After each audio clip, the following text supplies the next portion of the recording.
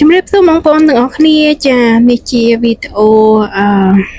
ទី12ហើយបងប្អូនចាដែលដំណើរកម្សាន្តរបស់ក្រុមគ្រួសារខ្ញុំពីរដ្ឋTexas ទៅរដ្ឋ Florida ចា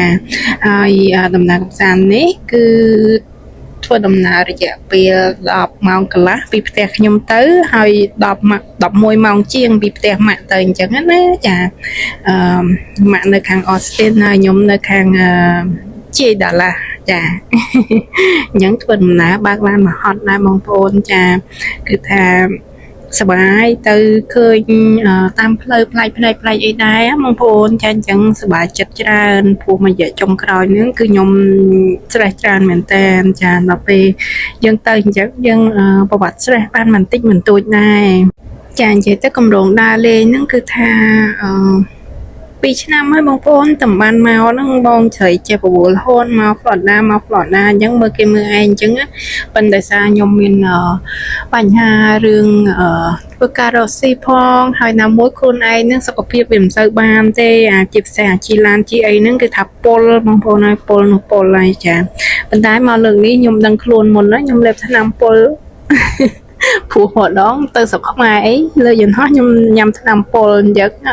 ប៉ុន្តែអត់ដែរពុលទេដោយសារយើងញ៉ាំថ្នាំអញ្ចឹងលើកហ្នឹងថាបើកឡានផងញ៉ាំថ្នាំពុលឡានផងអញ្ចឹងបើកផ្លែទេបងប្អូនបើកប្តីខ្ញុំឲ្យបើកមួយថ្ងៃដូច1ម៉ោង2ម៉ោងជំនួសគាត់បន្ទាប់ពីហ្នឹងទៅគឺគាត់បើកទៀតហើយចាអញ្ចឹងខ្ញុំក៏ញ៉ាំថ្នាំពុលឡានតិចតួចចា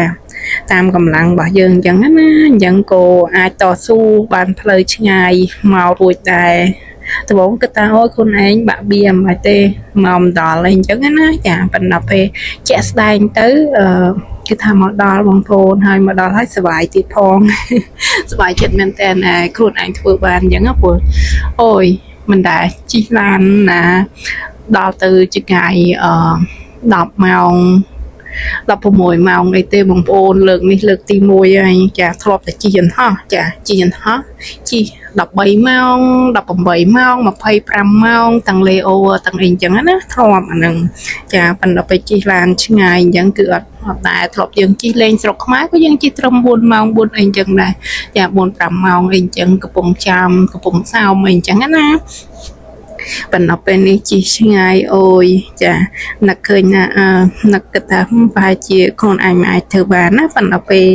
រួចរាល់ទៅខ្លួនឯងធ្វើបានមកផ្ទះដោយសុវត្ថិភាពមកផ្ទះដោយអត់បាក់វាអត់វាថាអត់ឈឺអត់អីគឺថាសុបាយចិត្តមែនតើដូចរបៀបថាយើង challenge ជាមួយខ្លួនឯងអញ្ចឹងដែលធ្វើអីថ្មីហើយអាចធ្វើបានគឺថាសុបាយចិត្តមែនតើបងប្អូនអើយចាអញ្ចឹងបងប្អូនណាដែលពលឡានដូចខ្ញុំដែលមានអារម្មណ៍ថាអូយប្រហែលខ្លួនឯងអត់អាចធ្វើបានសាកសិនបងប្អូនចាសាកសិនដូចខ្ញុំអញ្ចឹងចាបើពលឡានទិញញ៉ាំពលឡានពលទុកទិញញ៉ាំពលទុកពលយន្តហោះទិញញ៉ាំពលយន្តហោះចាយើងលេបយើងទៅយើងបានឃើញអ្វីថ្មីហើយរបៀបថាយកឈ្នះខ្លួនឯងបានគឺពិតជាសប្បាយចិត្តមែនតើចាអញ្ចឹងជម្រាបលាបងប្អូនទាំងអស់គ្នាជួបគ្នានៅវីដេអូក្រោយទៀតចាជូនពរបងប្អូនសុខសប្បាយទាំងអស់គ្នា